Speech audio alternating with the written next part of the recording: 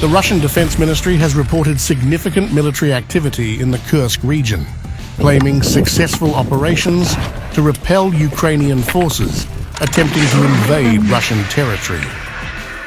The report highlights substantial Ukrainian losses as Russia continues its efforts to neutralize enemy groups in the area.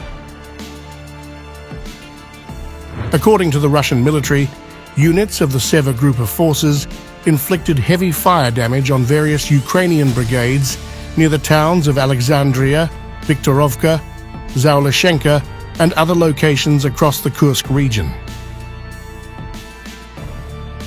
The attack reportedly involved 1 heavy mechanized brigade, 5 mechanized brigades, 3 air assault brigades, 1 marine brigade, and 4 territorial defense brigades. Russian forces also claim to have repelled 4 counterattacks by Ukrainian assault units. In addition to these ground operations, Russian aviation and artillery were deployed to target Ukrainian manpower and equipment in several nearby locations, including Guyevo, Kositsa, and Kruglenkoye. The Russian Defense Ministry reported that more than 200 Ukrainian soldiers were killed or wounded in the latest strikes, along with losses of military hardware, including 1 armored personnel carrier, 1 armored fighting vehicle, 5 motor vehicles, and 1 electronic warfare station. The ongoing conflict in the Kursk region has led to mounting Ukrainian casualties. Russian sources report over 43,500 Ukrainian troops have been killed or wounded, along with substantial losses in military equipment, including 253 tanks, 194 infantry fighting vehicles, 136 armored personnel carriers, 1,316 armored fighting vehicles, 1,179 motor vehicles, and 324 artillery guns. Additionally, 42 MLRS launchers, including HIMARS, 80 electronic warfare stations, and other critical assets have been destroyed. President Vladimir Putin recently acknowledged the heroism of Russian troops fighting in the Kursk region. He praised their efforts and wished them victory and a safe return home. We are all fighting literally heroically, and they are fighting at this very moment. Let's wish them all, both those who are fighting in the Kursk region and those who are fighting along the entire front line, good luck, victory, and returning home.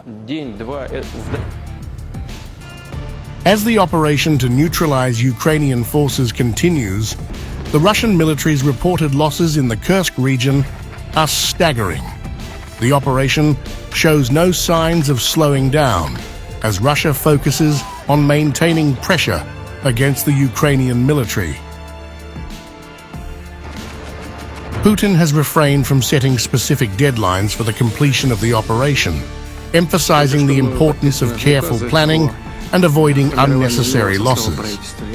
He reassured the public that Ukrainian forces would eventually be driven out of the Kursk region, though he acknowledged the challenges involved.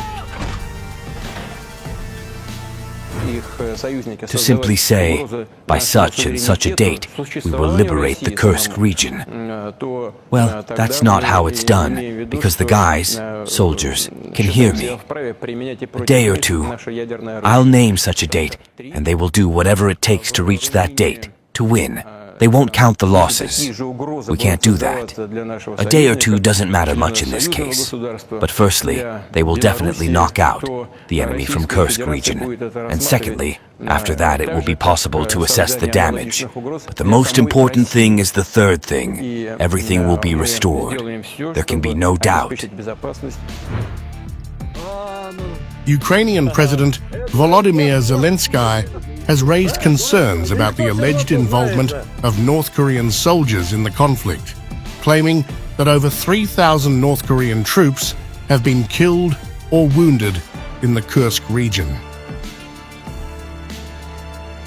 Zelenskyy strongly criticized the collaboration between Russia and North Korea, calling it an egregious and morally indefensible alliance. There are already over 3,000 wounded and killed North Korean soldiers in the Kursk region. Russia is simply disposing of them in assaults. Why the Koreans should fight for Putin is a question that no normal person on earth can answer. And unfortunately, the world is doing almost nothing to counter the criminal collaboration between Russia and North Korea. Meanwhile, as the fight rages on, the Kremlin has once again placed the onus of peace and negotiations on Kyiv, saying that Russia is ready to talk, but Zelenskyy isn't. Firstly, we are proceeding with a special military operation. It is crucial for us to achieve all objectives and our country's security. Secondly, as Russian President Vladimir Putin has repeatedly said, we remain open to dialogue in addressing our challenges. We remain open to talks. However, due to the lack of progress on Ukraine's part to engage in talks, we are proceeding with our operation. We see the dynamic, it is clear, and we are moving forward. As the battle for the Kursk region intensifies, the staggering losses on both sides reflect the unrelenting nature of the conflict. With Russia's operations pressing on and Ukrainian forces facing increasing casualties, the diplomatic deadlock remains, with both sides digging in their heels.